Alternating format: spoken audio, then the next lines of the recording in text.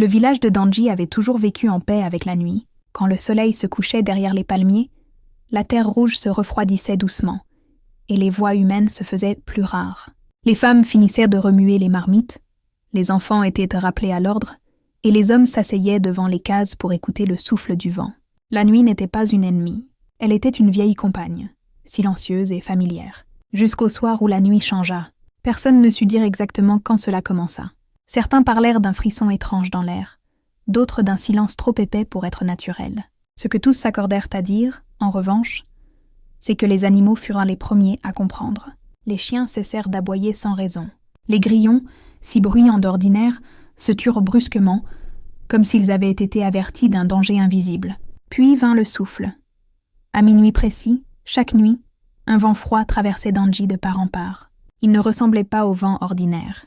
Il portait une odeur ancienne, humide, presque funèbre. Les flammes des lampes vacillaient, les portes grinçaient, et certains habitants juraient entendre un léger sifflement, semblable à un appel lointain. C'est cette nuit-là que la première apparition eut lieu.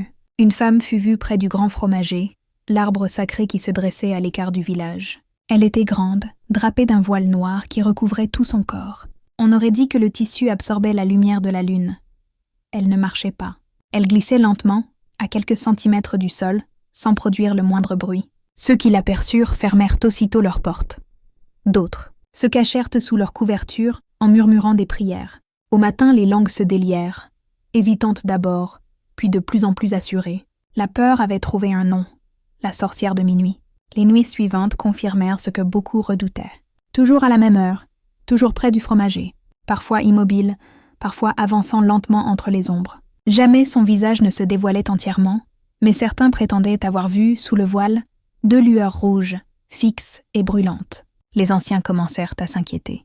Le fromager n'était pas un arbre ordinaire. On disait qu'il était planté là avant même la fondation du village, à l'endroit exact où les ancêtres avaient scellé un pacte avec la terre. Toucher à ce lieu sans raison sacrée était un sacrilège, mais la peur rend audacieux, parfois stupide. Un jeune chasseur du nom de Kossi refusa de se contenter des récits. Il avait grandi dans la forêt, appris à reconnaître les dangers véritables et ceux qui ne vivaient que dans l'imagination. Pour lui, ce qui hantait Danji devait avoir une explication, même si elle était spirituelle. La 3e nuit, il prit une décision qui allait changer sa vie. Armé de son arc et d'un courage qu'il ne savait pas encore fragile, Kossi quitta sa case peu avant minuit. Le village dormait, ou faisait semblant de dormir. Il se glissa jusqu'au fromager et se cacha derrière ses racines épaisses. L'air était lourd. Même les insectes semblaient retenir leur souffle. Quand la lune atteignit son zénith, le vent se leva, elle apparut. La silhouette noire se matérialisa lentement, comme si la nuit elle-même prenait forme. Le voile ondulait sans être touché par le vent. Kossi sentit son cœur battre si fort qu'il crut qu'elle pouvait l'entendre. Alors elle s'arrêta. Sans se retourner complètement, la femme inclina légèrement la tête. 2 yeux rougeoyants brillèrent sous le tissu sombre. Une voix s'éleva, grave, féminine, mais dénuée de toute chaleur. « Pourquoi me regardes-tu, fils de cette terre ?» Les mots pénétrèrent Kossi comme une lame froide. Son corps refusa de lui obéir. Ses jambes tremblaient. Son arc glissa de ses mains. Quand enfin il put bouger, ce fut pour fuir, sans se retourner, le souffle court, le cœur au bord de l'explosion. On le retrouva à l'aube, effondré non loin du village, le regard vide, murmurant des phrases incohérentes. La nouvelle se répandit rapidement. La sorcière de minuit n'était plus une rumeur. Elle avait parlé, et Danji comprit que la nuit venait d'ouvrir une porte qu'elle ne refermerait pas facilement. Si tu es toujours sur la vidéo, prends juste une seconde pour t'abonner et aimer cette histoire. Merci et que Dieu te bénisse. Le lever du soleil n'apporta aucun soulagement au village de Danji. La lumière du matin éclairait les cases et les chemins comme à l'accoutumée, mais elle ne parvenait pas à dissiper l'ombre qui s'était installée dans les esprits. La nuit avait laissé une trace invisible, mais profonde, et chacun la portait en silence. Kossi fut étendu sur une natte au centre de la cour de sa famille. Son corps était là, bien réel, mais son regard semblait encore perdu ailleurs, comme s'il n'était pas revenu entièrement de ce qu'il avait vu. Les femmes lui firent boire des décoctions chaudes, les hommes observaient à distance, et personne n'osait poser trop de questions. La peur désormais commandait les gestes. Quand enfin Kossi retrouva la force de parler, le village entier retint son souffle. Sa voix était faible, mais chaque mot semblait peser lourd. Il raconta l'attente sous le fromager, le silence anormal, puis l'apparition. Il décrivit la silhouette noire, la manière dont elle flottait au-dessus du sol, et surtout cette voix qui l'avait appelé fils de la terre, comme si elle le connaissait depuis toujours. À mesure qu'il parlait, les visages se fermaient, certains baissaient les yeux, d'autres serrèrent leurs amulettes contre leur poitrine. Quand il évoqua les yeux rouges qui avaient percé l'obscurité, un murmure parcourut l'assemblée. Plus personne ne doutait. Ce n'était pas une illusion. Ce n'était pas un simple esprit errant. Quelque chose de puissant venait de s'éveiller. La décision fut prise de convoquer les anciens. Ils se réunirent dans la grande case du conseil, un lieu réservé aux événements graves, là où les paroles engagèrent le destin du village. Les plus âgés prirent place lentement, soutenus par des bâtons sculptés, pendant que la fumée des herbes sacrées s'élevait vers le toit de chaume. Au centre se tenait Agbénon, le prêtre du temple. Son visage portait les marques du temps, mais son regard était clair, presque perçant. Il écouta le récit de Kossi sans l'interrompre, hochant parfois la tête, comme s'il reconnaissait chaque détail. Quand le silence retomba, Agbénon parla. Il dit que certaines âmes ne trouvent pas le repos lorsque la vérité leur a été arrachée. Il expliqua que le monde des vivants et celui des morts ne sont pas séparés par un mur, mais par un voile fragile, qui se déchire lorsque l'injustice est trop lourde. Ce que le village appelait sorcière n'était peut-être qu'un esprit blessé, revenu réclamer ce qui lui avait été volé. Ces paroles n'apaisèrent personne. Au contraire, elles renforcèrent la crainte. Si l'esprit revenait pour réclamer justice, jusqu'où irait-il pour l'obtenir ? Les discussions s'enflammèrent. Certains proposèrent de quitter le village avant que le malheur ne s'abatte sur eux. D'autres parlèrent de sacrifices, de rituels anciens, voire de brûler le fromager pour rompre le lien avec l'au-delà. À cette idée, Agbénon se leva brusquement. Il rappela que l'arbre sacré n'était pas la cause, mais le témoin. Toucher à ce lieu reviendrait à provoquer une colère bien plus grande encore. Le fromager était un passage, pas un ennemi. La journée s'écoula dans une tension constante. Les femmes gardèrent leurs enfants près d'elles. Les hommes évitaient de rester seuls. Même le rire semblait déplacé. Lorsque le soleil commença à décliner, une angoisse sourde s'installa, plus lourde que les nuits précédentes. Chacun savait que minuit approchait. Des torches furent allumées, des charmes accrochés aux portes. Les anciens ordonnèrent une veillée collective, pensant que la présence du groupe ferait reculer l'esprit.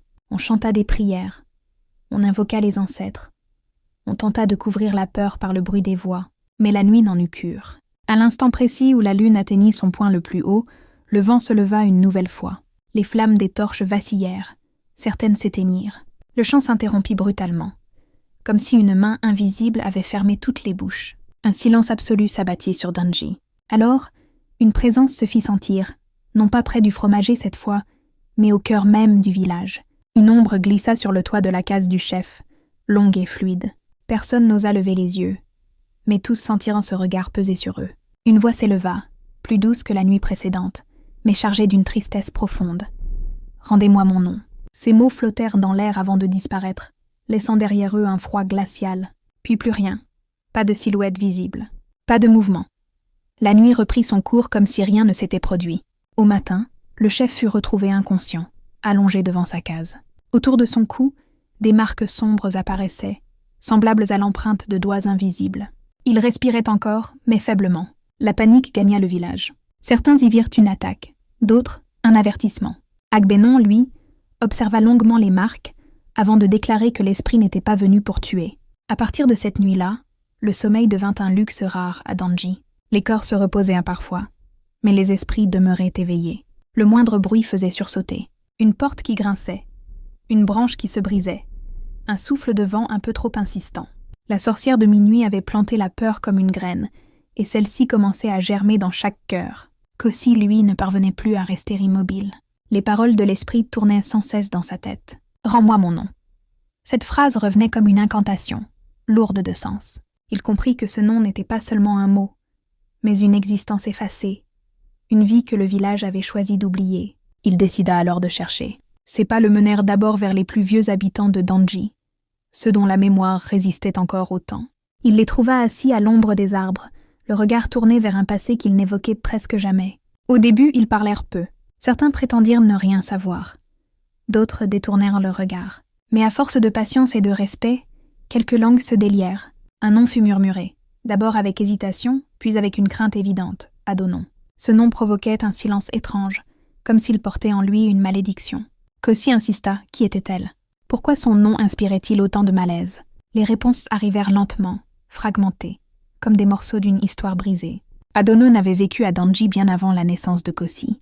Elle n'était ni riche ni puissante, mais elle possédait un savoir ancien. Elle connaissait les plantes, les racines, les feuilles qui guérissent et celles qui apaisent. Les femmes l'appelaient lorsqu'un enfant tardait à naître. Les malades trouvaient auprès d'elle un soulagement que les prières seules n'apportèrent pas toujours. Mais dans un village où la peur gouverne souvent ce qui dépasse l'entendement, le savoir devient rapidement suspect. Le drame survint le jour où le fils du chef tomba gravement malade. Adonon fut appelée en urgence. Elle prépara une potion, comme elle l'avait fait tant de fois auparavant. L'enfant but, mais son état empira. À l'aube, il était mort. La douleur du chef se transforma en colère. Le village chercha un coupable. Et Adonon était là, différente, isolée, trop savante pour être innocente, aux yeux de tous. Sans enquête, sans preuve, la sentence fut prononcée. On l'accusa de sorcellerie. Ce soir-là, on l'attacha au grand fromager. Personne ne parla pour elle. Personne ne demanda si un autre avait pu vouloir la mort de l'enfant. La peur étouffa toute compassion. Adonon supplia, jura son innocence, mais ses paroles se perdirent dans le vacarme de la foule. On la laissa là, seule, livrée à la nuit. Elle mourut avant l'aube. Kosi sentit un poids écrasant s'abattre sur sa poitrine en entendant cette histoire. Il comprit alors que la sorcière de minuit n'était pas née dans l'ombre. Elle y avait été jetée. Il se rendit auprès d'Agbénon et lui rapporta ce qu'il avait découvert. Le prêtre ne sembla pas surpris. Il ferma les yeux longuement, puis confirma que l'âme d'Adonon n'avait jamais été apaisée. Aucun rituel n'avait accompagné sa mort. Son nom avait été sali, puis effacé. Mais la vérité ne resta pas silencieuse bien longtemps. La même nuit, un événement secoua le village. Un incendie éclata dans une vieille maison à l'écart. Celle d'un ancien conseiller du chef. Un homme discret, presque invisible depuis des années. Les flammes s'élevèrent haut dans le ciel, éclairant la nuit d'une lueur rougeâtre. Les villageois accoururent, paniqués. Dans le cœur du feu, certains jurèrent avoir vu une silhouette féminine se dresser, les bras ouverts, comme portés par les flammes elles-mêmes. Une voix s'éleva, plus forte que jamais, chargée de colère et de douleur. « Vous m'avez jugé sans vérité. » Les flammes s'éteignirent aussi soudainement qu'elles étaient apparues. La maison était détruite, mais l'homme à l'intérieur avait survécu, recroquevillé, tremblant, incapable de parler. Son regard fuyant semblait porter le poids d'un secret trop lourd. Le doute s'installa alors dans les esprits. Et si Adonon n'avait jamais été coupable? Et si la mort de l'enfant avait été causée par une autre main? Le passé, que l'on croyait enterré, venait de frapper à la porte du présent. Agbénon déclara que la sorcière de minuit ne s'arrêterait pas tant que la vérité ne serait pas pleinement révélée. Il affirma que l'esprit avait choisi Kosi comme messager parce qu'il avait osé regarder sans détour, là où les autres avaient fermé les yeux. Cette nuit-là, Kosi comprit que sa peur n'était plus suffisante pour le détourner de sa route. Il savait désormais qui était la sorcière de minuit. Et surtout, il savait qu'elle attendait plus qu'une reconnaissance silencieuse. Elle attendait la justice. Le village de Danji n'était plus le même. Les regards avaient changé. La peur ne venait plus seulement de l'apparition de la sorcière de minuit, mais de ce qu'elle révélait peu à peu. Les anciens secrets, longtemps enfouis sous le poids du silence collectif, remontaient à la surface comme des corps rejetés par le fleuve. L'homme dont la maison avait brûlé s'appelait Sodonou. Pendant des années, il avait été l'un des plus proches conseillers du chef. On le croyait faible, discret, presque effacé. Mais depuis l'incendie, son mutisme inquiétait. Il refusait de parler, refusait même de regarder quiconque dans les yeux. Son corps était vivant, mais son esprit semblait prisonnier d'un passé qui le rongeait. Kosi comprit que la clé se trouvait là. Guidé par Agbénon, il se rendit chez Sodonou au coucher du soleil. L'air autour de la maison était lourd, chargé d'une énergie oppressante. Avant même d'entrer, Kosi sentit une présence familière, glaciale, comme si l'ombre elle-même retenait son souffle. La sorcière de minuit était proche. À l'intérieur, Sodonou tremblait sans raison apparente. Ses mains s'agitaient nerveusement. Ses lèvres murmuraient des mots incompréhensibles. Lorsqu'Agbénon commença les prières, un vent violent s'engouffra soudainement dans la pièce, faisant vaciller les lampes. Une voix s'éleva, claire, tranchante, emplie d'une douleur ancienne. « Dis la vérité !» Sodonou hurla. Son corps se cambra, comme si une force invisible le serrait de l'intérieur. Les mots jaillirent alors de sa bouche, brisés, désordonnés, mais terriblement clairs. Il avoua. Le jour où le fils du chef tomba malade, ce n'était pas Adonon qui avait fauté. Jaloux de son influence grandissante, craignant que son savoir ne dépasse son autorité, Sodonou avait saboté la potion qu'elle avait préparée. Une simple herbe toxique ajoutée en secret. Il pensait seulement la discréditer. Il n'avait jamais voulu la mort de l'enfant. Mais lorsque l'enfant mourut, il se tut. Il laissa Adonon être accusé. Il assista à son supplice sans intervenir. Sa lâcheté devint sa condamnation, et son silence, la source de la malédiction. La voix de la sorcière de minuit résonna plus fort, emplissant la maison d'une colère glaciale. « Tu m'as volé ma vie, tu m'as volé mon nom. » Sodonou s'effondra, sanglotant, répétant qu'il regrettait, qu'il portait ce fardeau depuis trop longtemps. Mais les regrets tardifs ne suffisent pas toujours à apaiser les morts. Agbénon déclara que le village devait désormais affronter sa responsabilité collective. Adonon n'avait pas seulement été trahi par un homme, mais par tout un peuple qui avait choisi la facilité plutôt que la vérité. Cette même nuit, le chef fut convoqué sur la place du village. Les tambours sacrés résonnèrent, appelant tous les habitants à sortir de chez eux. Personne n'osa rester caché. Même les enfants ressentirent l'importance de l'instant. À minuit précis, la sorcière apparut. Elle se tenait au centre de la place, vêtue de noir, son corps semblant flotter au-dessus du sol. Mais cette fois, son visage n'était plus dissimulé. Ses traits étaient visibles, marqués par la souffrance, mais aussi par une dignité intacte. Elle n'était plus un monstre. Elle était une femme trahie. Le chef, brisé par la révélation, tomba à genoux.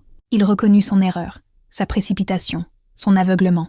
Devant tout le village, il demanda pardon. Il promit que le nom d'Adonon serait lavé de toute accusation. Mais la sorcière ne répondit pas immédiatement. Son regard se posa sur la foule, sur ceux qui avaient crié, sur ceux qui avaient détourné les yeux, sur ceux qui avaient profité de son silence. « La justice ne se limite pas aux mots », dit-elle enfin. Elle exigea un rituel de réparation, une cérémonie publique, au lever du jour, pour reconnaître son innocence et honorer sa mémoire. Tant que cela ne serait pas fait, son esprit resterait lié à Danji. Lorsque la sorcière disparut, un silence lourd s'abattit sur le village. Tous comprirent que l'aube à venir serait décisive.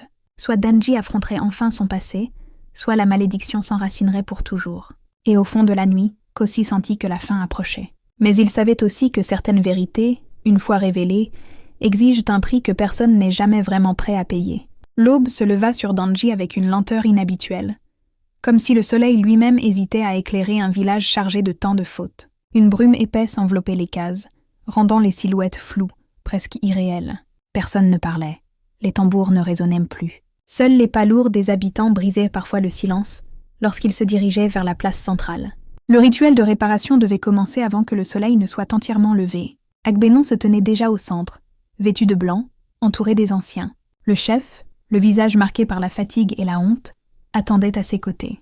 Devant eux, une natte avait été disposée. Sur celle-ci reposaient des calebasses d'eau, des feuilles sacrées et une petite statuette de bois représentant une femme aux bras ouverts.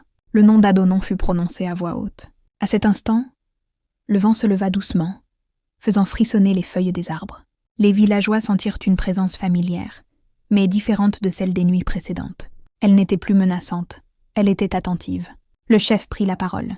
Sa voix tremblait, mais elle portait une sincérité que beaucoup ne lui avaient jamais connue. Il reconnut publiquement son erreur. Il admit avoir condamné une innocente sans preuve, sous l'emprise de la douleur et de la colère. Il demanda pardon, non seulement à l'esprit d'Adonon, mais à tout le village pour avoir semé la peur au lieu de chercher la vérité. Un à un, les habitants furent invités à s'avancer. Certains pleuraient, d'autres hésitaient, mais tous durent affronter le poids de leur silence. Des mots simples furent prononcés. « J'ai eu peur, je n'ai rien dit, j'ai suivi la foule. » Chaque aveu semblait alléger l'air un peu plus. Lorsque vint le tour de Sodonou, il s'effondra à genoux. Sa voix était à peine audible. Il confessa à nouveau son crime devant tous, acceptant la honte et la colère qu'il méritait. Personne ne le frappa, personne ne cria. La justice, cette fois, ne se nourrissait pas de violence, mais de vérité. À mesure que le soleil montait, la brume se dissipait, et alors, à l'instant précis où ses premiers rayons touchèrent la place du village, la sorcière de minuit apparut une dernière fois. Elle n'était plus vêtue de noir. Son habit était clair, presque lumineux. Son visage, apaisé, ne portait plus la trace de la souffrance. Elle regarda le village une dernière fois, puis posa son regard sur Kossi. Un léger sourire se dessina sur ses lèvres. « Tu as écouté quand les autres ont fermé leurs oreilles. » Sa voix n'était plus un reproche, mais une gratitude douce. Kossi sentit ses larmes couler sans honte. Il comprit alors que le courage n'est pas l'absence de peur, mais le choix de la vérité malgré elle. Adonon leva lentement les mains. Une lumière douce enveloppa la place. L'air devint chaud, rassurant. La peur qui avait longtemps pesé sur Danji se dissipa comme un mauvais rêve au réveil. Puis elle disparut, sans bruit, sans cri, sans colère. Le village resta silencieux pendant de longues minutes. Chacun ressentait le changement, profond, irréversible. La sorcière de minuit n'était plus une menace. Elle était devenue un souvenir, une leçon gravée dans les consciences. Les jours passèrent. Danji retrouva peu à peu sa vie. Mais plus rien n'était fait à la légère. Les décisions importantes étaient désormais prises avec patience. Les anciens enseignaient aux plus jeunes l'histoire d'Adonon, non comme celle d'une sorcière, mais comme celle d'une femme injustement sacrifiée par la peur collective. Quant à Kossi, il changea aussi. Il ne cherchait ni reconnaissance ni pouvoir. Mais on venait souvent le voir pour demander conseil, non parce qu'il savait tout, mais parce qu'il savait écouter. Et certaines nuits, lorsque la lune est pleine et que le village dort profondément, il lui semble encore sentir une brise légère passer entre les arbres. Elle n'effraie plus personne. Elle rappelle simplement que la vérité, même longtemps étouffée, finit toujours par revenir réclamer justice.